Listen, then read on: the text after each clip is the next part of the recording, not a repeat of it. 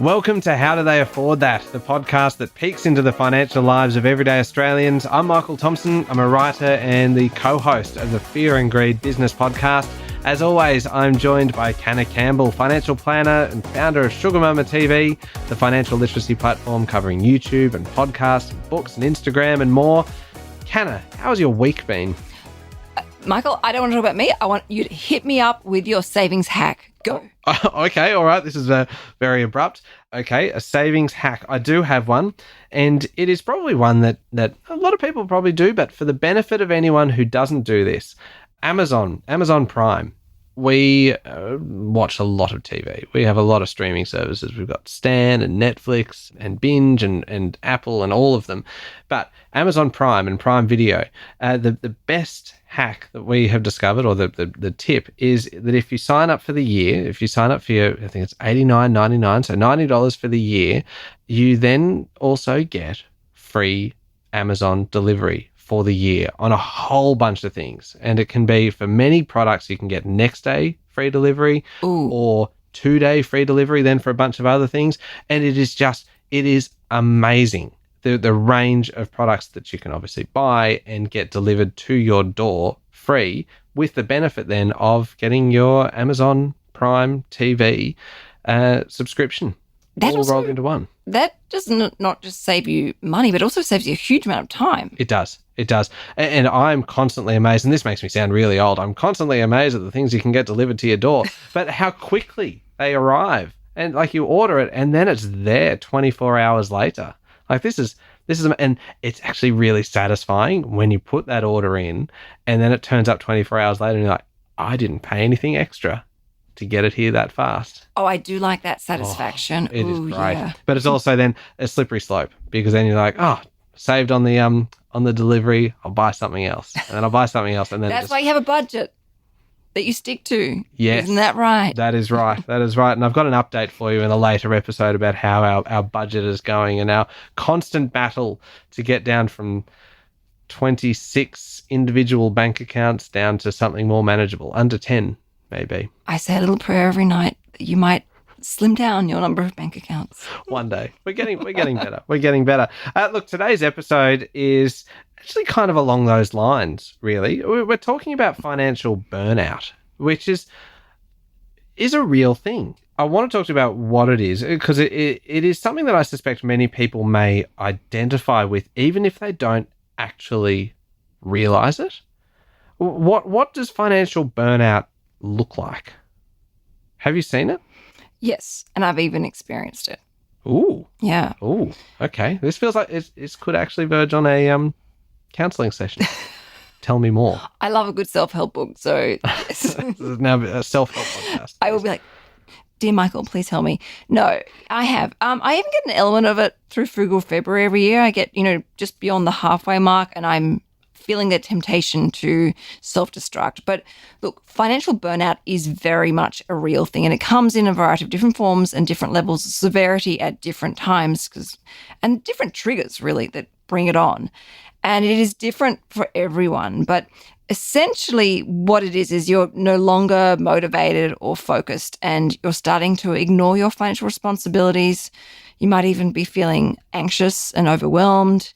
Your credit score might be reducing. Your debts might sort of start increasing and getting out of control. Your savings may just start disintegrating and evaporating, and you're not sticking to your budget anymore. You're not sticking to the game plan or financial plan that you and maybe a financial planner have set for yourself. You start throwing things out the window, and you can almost go into a self-destructive zone where you just simply don't care about the goals that you originally set for yourself. Wow. So it's pretty serious. Yeah, it is. Okay, you said that there can be multiple kind of triggers for it. What are some of these causes? Like, is it something that wears you down? Like, is it like the constant bills, the cost of living just always going up, the pressure of trying to invest and make sure you're using your money successfully and trying to stick to your budget? Or is it like a single event that does it, like losing your job and suddenly all of the financial pressures are just magnified? It can actually be both. So it can be that single event, like a huge expense that wipes out your emergency money or involves you having to borrow money, Or it can be lots of little things that just keep pulling you down. It's like the final straw that breaks the camel's back. Or you're just simply exhausted by just constantly fighting. Particularly right now with the rising cost of living, that exhaustion that comes from just trying to keep your head above water, which I have to say, I think having the goal of keeping your head above water is a fantastic goal if that's what is right for you right now. And you should definitely not feel bad or ashamed that your goal is just to keep your head above water, because that's so important itself. I reckon there would be plenty of people listening to this right now going, you have just described what I'm going through, because it is this constant pressure just to deal with the financial hits that just keep coming, that it feels like we have no control over them, that with interest rates rising and all of a sudden you're having to find X amount more every month, or trying to pay rent that kind of keeps on going up in huge leaps every year, and just trying to keep food on the table when the cost of a single trolley is just astronomical and not what it used to be kind of 2 years or 5 years ago. And so it feels like that kind of pressure building up, and then just trying to manage your money to make sure that you can meet those basic expenses would just burn you out. We talk about, and you even mentioned this at the start of the show, the budget, just the importance of having a budget and trying to stick to it. Can that backfire? Can you put too much pressure on yourself to stick to a budget and just end up burning out entirely? Yes, I see this a lot. Ooh. So it's when people do these unrealistic budgets where they have literally budgeted to the $1. Now, this is the exact reason why I say to everyone, round everything up by the nearest $10, $50, $100, even $1,000, or actually on top of, put another 10% on top of. You are setting yourself up for failure if you are doing your budget to the nearest dollar, because it is unrealistic. And things happen in life. We get a parking fine, or something breaks in the house that needs to be replaced, or a bill goes up. We get that notification saying, for example, my mobile phone bill plan has actually now just gone up by an additional $5 per month. You've got to be real with yourself and real with the world that we live in. You cannot budget to the nearest dollar. And when you do that, you put so much pressure on yourselves. And then you beat yourself up because the budget didn't work. And some people just throw the towel in and refuse to do a budget and just bury their head in the sand whilst things, are just spinning out of control, getting worse and worse. So as I say, budgets are not about telling you what you can and cannot spend. They're just boundaries as to how much money you can allocate to certain areas in your life that reflects your value system. And I really like that we've recently redone our budget. And I've implemented a lot of the things that we have talked about in the past. And one of the main changes that we made in that budget was adding that buffer of 10% to every single item in that budget. And I didn't, now that you've mentioned it, I didn't round it up first and then add 10% on top of that. But I figure at least a buffer is a buffer. Look, ideally you round it up and put 10%. That's the Rolls-Royce budget. But if you can't, you can only, because it would just blow your budget out, you can do one or the other. So that's why I say and or. I mean, we rounded up things that really do not need a buffer, that we know that they are fixed costs for at least the next year, for instance. But then my mobile phone plan has gone up. Yeah. And my gym true. membership. Yeah. That's okay. All right. Okay, so maybe we'll have another quick look at the budget and we will just add on a little bit more of a buffer. This is why I say you've got to be realistic, and things can change in the blink of an eye. Yeah, and that's why I thought we were being pretty good by adding 10% onto everything, even the ones that we know won't change for another year. And hopefully by that stage, we will redo the budget again. Say it's an annual thing that we kind of check in on, which I know we need to be looking at more frequently. And the eyes, just then this little flash in your eyes when I said we do it every year. And we're like, oh no. Can I ask you a question? Yes. How did it feel once you had finished doing your budget? Oh, so good. See, this is what I'm talking about, the emotions of a budget. People go in with the wrong mindset and attitude of doing a budget because they think it's about, depriving yourself or controlling, restricting. Not at all. It's about, as I said, safe boundaries with your spending habits that help you stick to your financial goals and keep you out of debt and make sure that you have some emergency money set aside. focus on the joy of the journey, that, I guess, clarity and that direction with knowing and understanding now where your money goes. You can see what you guys spend as a family on groceries and what your, quarterly council rates or water bills or power bills are. It gives you an amazing insight. This is by far the most realistic budget I think we've ever done. In the past, we have done, and I mention this only because you have talked about here where people have budgeted to the dollar, and we do that, and the goal was almost like we will use this budget to set rules for ourselves where we cannot go past this, where it was just, and it was kind of, okay, we're going to have to cut this out and cut this out and cut this out, and just kind of pulled it down and down and down. Finishing that was not a happy thing. Finishing that was just like, oh God, we have given ourselves a financial straitjacket now. Well, you feel like a failure as well. Well, yeah, because you are setting yourself up for failure because you cannot possibly stick to that. Whereas here we thought, okay, we need to be more realistic. We need to actually kind of allow for some spending, for a little bit of room, for things to go wrong. We need to be building up our emergency money. We need to be doing all of these things. And now obviously we have the follow-on question of, okay, where's this money going to come from now? And who's going to go out and get another job as well in order to pay for it? But at least we're dealing now with a more realistic document. And so I feel like the budget that we have developed now is more likely to see us not burning out than the one we had previously, because that was one where we ended up just sticking our heads in the sand because it wasn't working. Your budget's got to be sustainable, and your path towards financial freedom and independence is a long one. So that sustainability is even more important. There are two elements in terms of financial burnout here that I think we need to discuss. One is prevention, and then the other one is cure. If we kind of treat it as something that is an affliction. Let's start with prevention. How do you stop yourself burning out in that case? Because the bills don't stop coming. How do you actually kind of prevent this from happening in the first place? All right, so always come from a place of self-love. And now I really am sounding like a counselling session, but I'm now the counsellor instead of going to you, going... Yeah, it really kind of flipped around there, didn't it? Issues. Oh, hello. No, but go easy on yourself. So okay, taking control of your financial well-being is an act of self-care and self-love. So be kind to yourself. Mm-hmm. This is about making your life easier and more enjoyable. So go easy, and don't get me wrong, while bursts and spurts are fun and great, like Frugal February and Manifesting March, you've got to take a step back and look at the big picture. What is your end goal?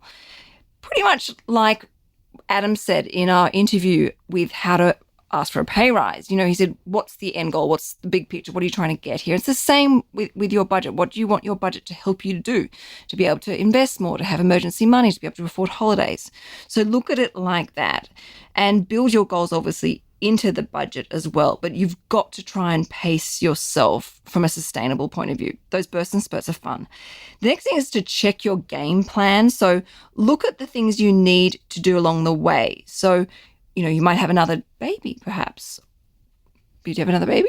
No. No, sorry. Nor am I. I suddenly realised that there was a pause there. It was a question for me to answer. Well, no. I only ask. No, I don't actually ask personally, because that's a very, very personal, inappropriate question to ask, particularly on a podcast episode. But I say as a trigger for other people, and I was using this example, so please don't feel obliged to answer that question. I feel like we are in a counselling session, and everything that we say here is confidential. No one's listening. So no, I don't believe there is another baby on the cards. But for example, say you're thinking of going back to do some more education. Mm-hmm. So you're going to take some time out of the workforce. You've got to obviously review your budget then and plan for those changes in advance. And so your budget has got to evolve with you. The other thing is you've got to look out for signs. When you're starting to feel exhausted and burnt out, you're struggling, put your hand up for help. Have a buddy mentor system. I have a lot of people who actually will message me on Instagram, and they will say, like, I'm working really hard on my goals right now, Kenna. I've got my budget going on and I'm just exhausted. And I will reply to those people and say, you're doing your best. Just hang in there. It will be okay. And if there's any sort of general budgeting insight or advice that I can share that's obviously strictly general advice, I will. Or even just that simple, pat on the back or pep talk to keep going. And have rewards along the way. So lots of little rewards, short-term rewards, are really, really important. So you see that it is all worth it. You know, the hard work is paying off, the sacrifices are well worth it, and so forth. And have lots of little goals so that you are actually seeing momentum and progress much, much sooner. Because I always say, and people who know me for a really long time, and they'll probably roll their eyes as they hear this, progress fuels success. You know, when you see, okay, well, wow, we paid off that credit card, or wow, we managed to stick to our budget this month, or wow, we actually got some money into our emergency money, or managed to put an extra $100 on the mortgage. When you see that little win, it's really important that you stop and acknowledge it and feel good about it, because that's what's going to drive you, inspire you, empower you, and motivate you to then go for the next month and keep going. And that becomes a habit very, very quickly and easily. And you don't think about it, you're just doing it. And life suddenly feels good again and easier again. Wow. And I feel like, sorry, I just really, this is my domain. So you do, yeah. Oh, look, you come alive talking about this kind of stuff. Like this is really kind of powerful stuff. Can I share another powerful hack? Ooh, a powerful hack. Well, it's my powerful hack. Okay, that makes it even more powerful. Please go on. So at the beginning of every year, like I set my goals for the year, particularly my financial goals. And obviously I'm a financial planner, but my life is not all about money. I have other goals in my life, like personal growth and development ones. But all of my goals have a deadline of the 1st of December. Oh, why? Well, 2 reasons. And a lot of people obviously have them at the end of the year. So for me, the end of the year, 1st of December, it feels a lot sooner. So I tend to be a lot more mindful of my time and a lot more mindful of wasting my time. So therefore, I will actually ration out what I need to do to achieve my goals over a 10 or 11 month period.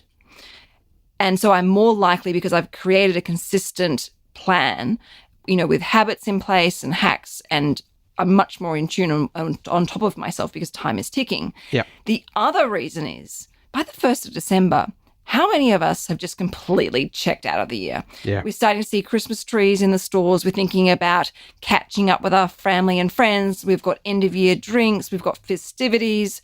We've got like all these other responsibilities. And that's when a lot of us go, we're so close to the end of the year, stuff it, I can't be bothered. I've done the best already. And we never really got to the very end of our goals because they were scheduled to be the deadline of the end of the year, so the end of December.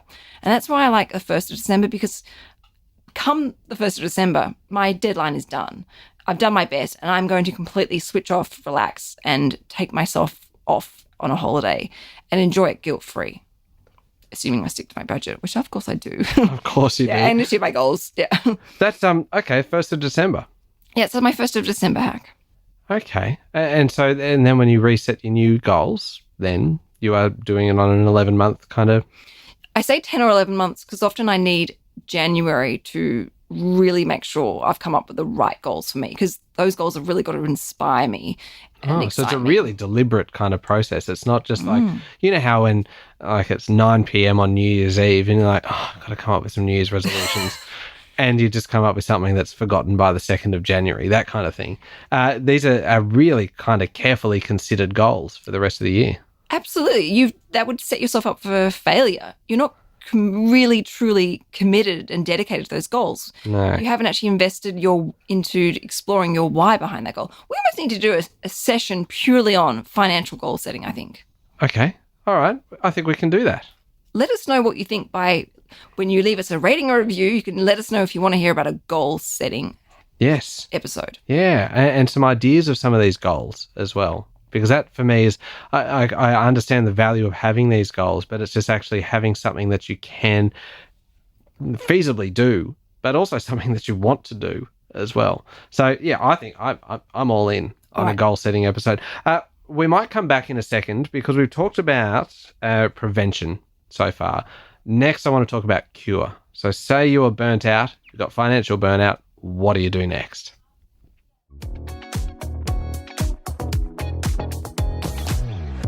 All right, Canna, we're talking about financial burnout today, which is a really serious topic. And as we've discussed, it can be triggered by a whole bunch of different things. It can be something that kind of comes out of the blue, one big event, or it can just be something that you get worn out. You get worn down by just hit after hit after hit from the rising cost of living and the bills coming in and all of these things and trying to stick to a budget.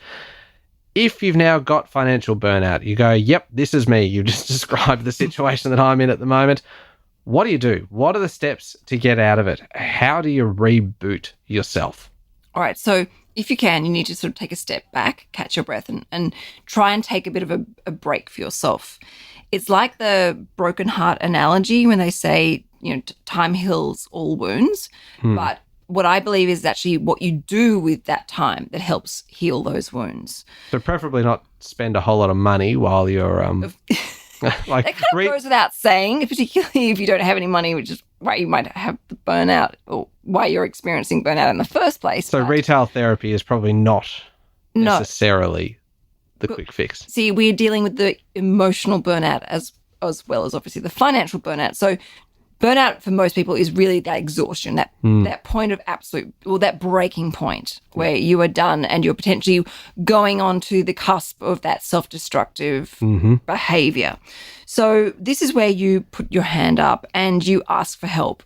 And what I recommend you do from an emotional point of view that can help, and this is something I have found really helps, is I have a 000 list, which is not dial the police or an ambulance or the fire brigade, but it's actually a list of inspiration. So coming back to those things that actually originally inspired you in the first place. Perhaps it means picking up a financial book again. Yep. Or perhaps it means listening to a particular podcast or referring to something you saved on Instagram or going and reading something about someone who inspires you. So go back and look at your goals again. And why did you set those goals for yourself in the first place? And look, you may even need to slightly edit and tweak those goals where you change the deadlines or the amounts. That's absolutely fine. There's nothing wrong with that. And look behind the value of those goals. Is it choice? Is it freedom? Is it time? Is it flexibility? Understanding why you had those goals and what is your mission and your drive will also really help you understand burnout, but also re-inject yourself with what you need to move through that burnout and get back on your path again. Okay. But also, don't be afraid to put your hand up and get help, like, looking for a mentor, a family member who can maybe just touch base with you and keep an eye over you and help give a second opinion, have a look at your budget and say, am I missing something here? Is there something I haven't thought of? Do you have any other ideas and solutions to help me here? Because this is what I'm trying to achieve for myself. At what point should you be getting professional help with this? Not just say from a financial planner, but a financial counselor. What do they do? Look, I would suggest anyone picks up the phone when they start seeing self-destructive signs where they are undoing all of their previous hard work. For example, they finally paid off all that credit card debt and then had a complete meltdown and then went and bought a whole pile of stuff and put it on their credit card and now back into that same credit card debt again. Or they are gambling, excessive spending, seeing that history repeating itself. They are red flags that you need help. And also when you start to see that your financial burnout is actually impacting your mental health, you're feeling really low, you've got really negative self-talk, really low sense of self-worth is another big one where people actually can't even enjoy spending money on themselves. They just don't think they're worthy of it. That's something I have seen quite often. They might have money, but they just can't understand how to enjoy money for themselves. And when you start to see that family and friends are saying, hey, are you okay? I'm a bit worried about you. Again, these are red flags. And that is when you've got to put your hand up, but put your hand up as quickly as possible, because the sooner you get help, the better you will feel about yourself. And the quicker you'll get back on track, and quite possibly you'll be more likely to limit the financial damage or mental health impact. Yeah. Where you stop it from getting any worse. That's kind of fairly consistent advice for anyone. Exactly. Anyone in any kind of distress. The sooner you talk to somebody, the sooner you seek help, hopefully the better the outcome is going to be. Well, a problem shared is a problem halved. Yep. And whether we like to admit it or not, money is very, very emotional. Oh, yeah. And then in terms of kind of getting some of that advice, financial counselling, I'm intrigued by the idea of financial counsellors. What can they actually do in a situation like this, and where would you find one? Well, ASIC have a brilliant website, which I highly recommend to anyone who's looking for sort of financial resources. And of course, it's free. And that's the Money Smart website. So within there's the National Debt Helpline. There's a whole range of different free financial counseling. But what financial counselors do is they're very different to a financial planner, because what they'll sit down and assess your situation. They'll provide advice around your bills and your budgets. And sometimes they'll even help you negotiate with your creditors. So they might get you some more time or get you a discount. And they'll do this with your utility providers, your landlords, water bills. They can even refer you on for other services that you might be entitled to, such as legal advice, accommodation, health and crisis services, and so forth. I realize now, as you're saying this, just how many people must be affected by financial burnout. That the constant pressure that everyone is under at the moment because of the cost of living, because of all of those expenses that we outlined before, that there must be a lot of people struggling with that. It's very disheartening right now. But the good news is there are lots of things you can do. There are lots of great immediate hacks and strategies that you can apply right now, like looking at your goals, rereading them, having your O list of sources of inspiration to get you back on track again. And it will be okay. It will get easier. But the only way through financial burnout and financially challenging times are coming from a place of kindness and self-care and financial education, knowing what is a smart thing to do with your money.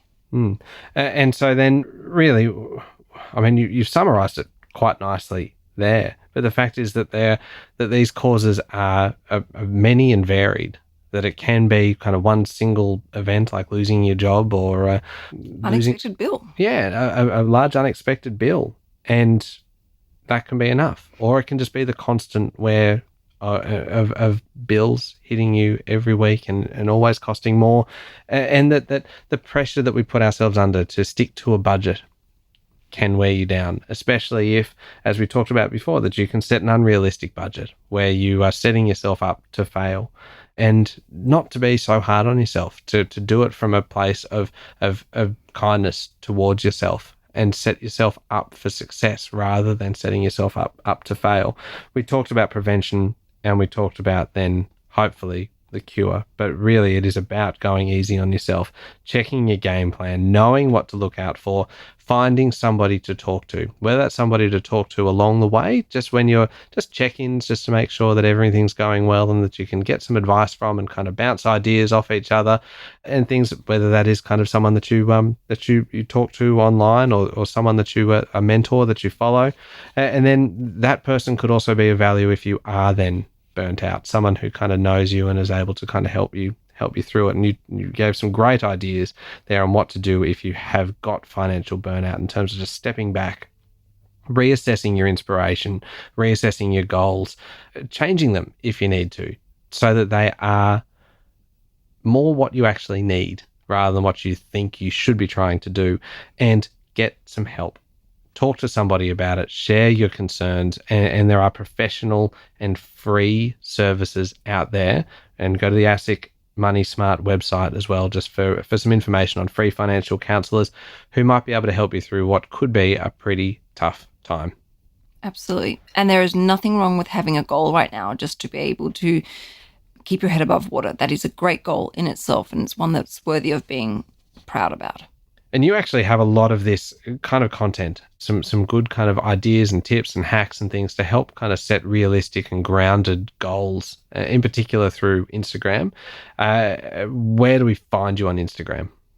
At Sugar Mama TV, and then I obviously have my weekly podcast, Sugar Mama's Fireplay, and I actually cover a lot of topics about this, about motivation, inspiration, also about mental health and money. I'm very open and transparent with my mental health experience, adventures, and trials and tribulations, and sharing things that have helped me stay focused with my own financial journey and what it means to me. So hopefully, if anyone is struggling right now, they can find these episodes, and they will hopefully be a valuable resource to help you, I guess, see the light at the end of the tunnel. All right. And look, you can hear me every day with Sean Aylmer on Fear and Greed, Australia's most popular business news podcast. Thank you very much for listening to How Do They Afford That? Remember, hit follow on the podcast so that you get the next episode automatically in your playlist. Please leave us a review and a rating as well. Next week, we are talking about, this is going to be a really interesting episode next week. We are talking about multi-level marketing schemes, whether they work, whether you can make money, what are some of the risks and the pitfalls. It should be fascinating. Do not miss it.